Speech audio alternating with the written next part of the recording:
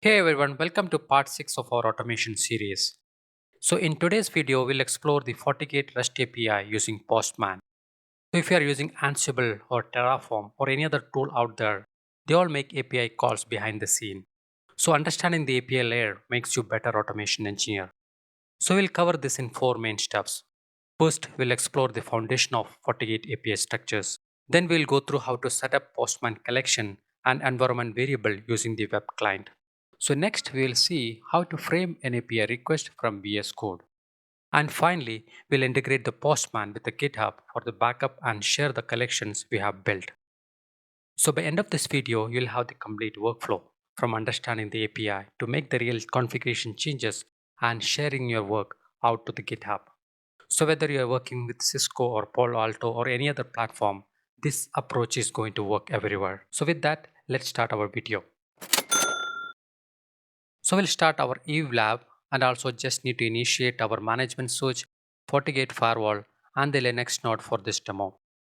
So first we'll navigate to the FortiGate GUI page. So once we are logged in, we can access all our API endpoints directly from the browser. For example, to check the system status, I can navigate to https colon, the firewall IP address, then the API version, then monitor/system, then the status. So this is a get method. We are making the API calls to the FortiGate and it delivers the system information back in JSON format. And look at this response. We can see the model details, the host name, the serial number, and the firmware version, and along with other details. All are structured as clean and machine readable JSON. Now if I replace the status with interface in the URL, it provides the interfaces related informations. So here you can see the IP we have configured in our port, the interface status and all other informations. So let me take a moment to explain how the FortiGate API really is structured because understanding this will make our life much easier. The base URL of the FortiGate API request follows this format using HTTPS for the security. So HTTPS followed by the firewall address, then the API version.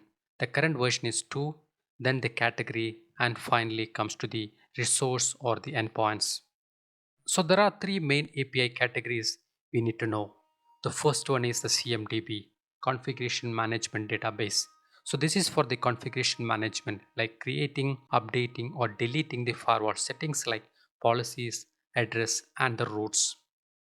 Second one is a monitor. This is the observability part, like checking the status, viewing the live data, and monitoring the session.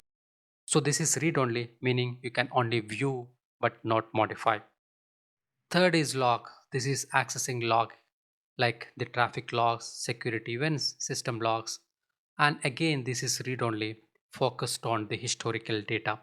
So understanding this structure is key because whether you're using Postman or Python or Ansible or any other tool, they all interact with the same endpoints following the same pattern. Now that we understand how API is organized, so let's go to the Postman and see how to interact with it. So we'll use Postman web client instead of desktop applications. So open your browser and navigate to postman.com. So if you haven't used the Postman before, you need to create a free account. So click on the sign up, enter your email, create a password, and you're ready to go. So let me quickly walk through the web interface here. So one of the reasons Postman is excellent compared to other tools, it's community driven ecosystem. So similar to GitHub, you can search for existing collections and reuse them. For example, let's search for FortiGate. You can see numerous results from other users. You can fork those collections and customize them for your specific use case. And this saves significant time when starting a new project. Now let's talk about how to organize our project. If you are new to Postman, you can start by creating workspace. And if I go to the workspace, you can see several workspaces I already have. You can create a new one by clicking the create workspace or import an existing one. So let me go inside the workspace and click the plus button. This gives a range of options like GraphQL, the latest MCP server integrations, the WebSocket connections, and many more. So for our purpose, we want to create an API collections. So let's click on the collection and I will name it as FortiGate API Lab.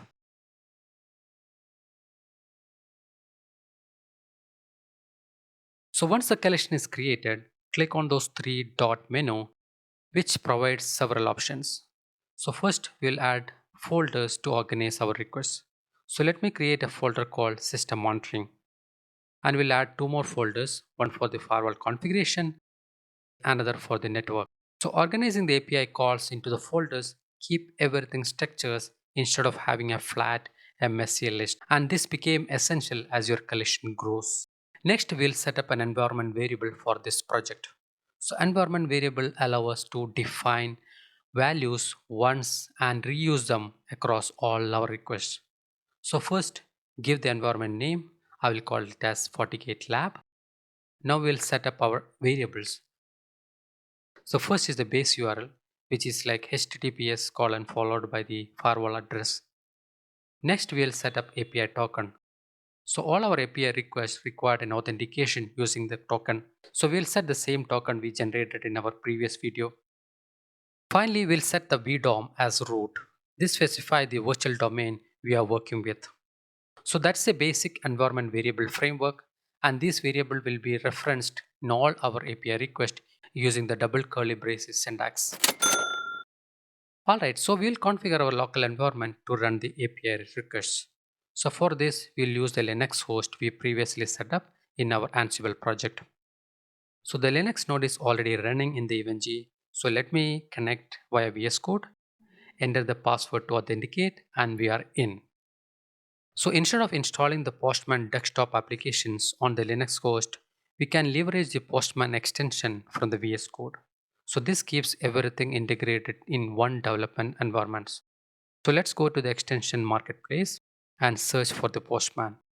And you will see a couple of options. And we need this particular extension for initiating the API requests. Once the extension is installed, you may need to reload the terminal to see the Postman icon appear on the sidebar. Click on the Postman icon in the VS Code, which opens up the world of API request for us. So for the first time users, you need to sign in with your account to access your collections. So let me sign in here. It will redirect the Postman authentication URL. So once the authentication is complete, we can see all our collection loading under the Postman panel. So select the workspace.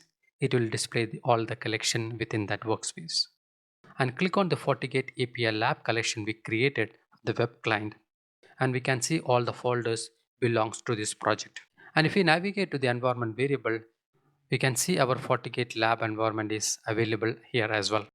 So now everything is synchronized. Let's run our first API request. So click on the add request under the system monitoring folder. So we'll make the get request first. So let's see how to build that query. So it start with the base URL. We'll call the variables using the double curly braces. So we'll reference our base URL variable here. So then we'll add the API version and the endpoint. So we'll fetch the system information using the same API endpoint we explored initially in the browser. And we need to specify the authorizations. So go to authorization tab, select the bearer token, and provide the token variable using the double curly braces again. So let's click on the send to execute the API request. And the status you can see here is 200 OK, which signify there is a successful API request. Now look at the response. So we can see a payload in the response sections with all the informations like hostman, version, serial number, and more other details. Excellent. So our first API request is successful. So let's name this request as get system status and save it. Now let's create another API request using the post method to make the configuration changes on the firewall. So create new request, give it a name, choose the method as post, and now let's frame the request. So we'll use CMDB as a category since we are updating the configurations, and set the query parameter VDOM to root, and configure the authorization method the same way as bearer token with API token. And here is the important part. We need to provide the configuration parameter in the request body. So click on the body tab, select the row, and here is a configuration where we specify the firewall object name, subnet with the mask, type as IP mask, and a comment to document what we are creating. Then click on send. The status code is 200, which indicates a success, and we can verify this on the firewall dashboard. So let's go to the firewall page, navigate to the policy and objects and click on address. So here we can see our API demo server object is created with an IP address we send through the API request, and we can see the commands as well. Excellent. Let's configure a network element. This time we will use put method to update the existing configurations. Go to the network configuration folder and add a new request. We'll name it as update interface. And we will build the API request using the same CMDB as a category. Specify the port 2 as the interface to update and set the VDOM to root. And change the method to put here. And in the body we'll set the alias and the description for the port 2. Now let's execute the request. The put method is successful. Let's quickly verify on the firewall dashboard. So navigate to the network tab and click on the interface, and we can see the updates has been made through the API. The alias and the description is now applied to the port 2. So this demonstrates how we can make the changes on the firewall using the post for creating new objects and put for updating the existing configurations. So now let's save all our requests. Now let's move to the step 4, where we'll see how to back up our collections to the GitHub and share it with the community. So all the API requests we have built so far can be exported and pushed to the GitHub either locally or upload directly. Currently, this export option is not available on the VS Code. So we need to use either the desktop client or the web clients. So let's go to the web client, and we can see all our API calls are synchronized and appear under the collection. And click on those three dot menu and you will see several options. Navigate to the more and choose the export option. Select the collection version 2.1 format, export as JSON.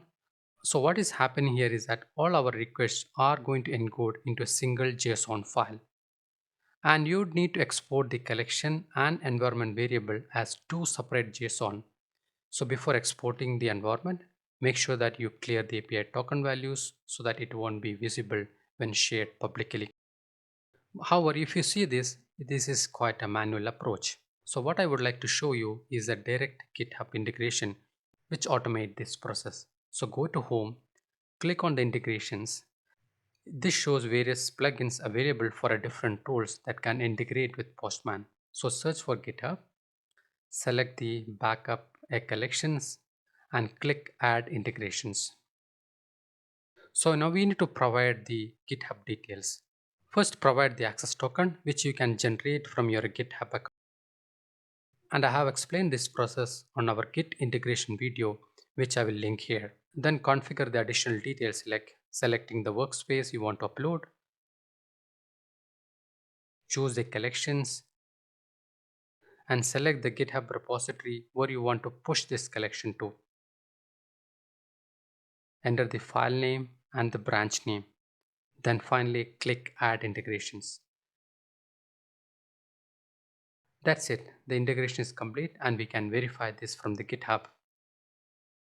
So let's go to the GitHub page and navigate to the repository we created for this series. And we can see the new folder called Postman collection, which is just updated. And inside you can see a JSON file. Click on it.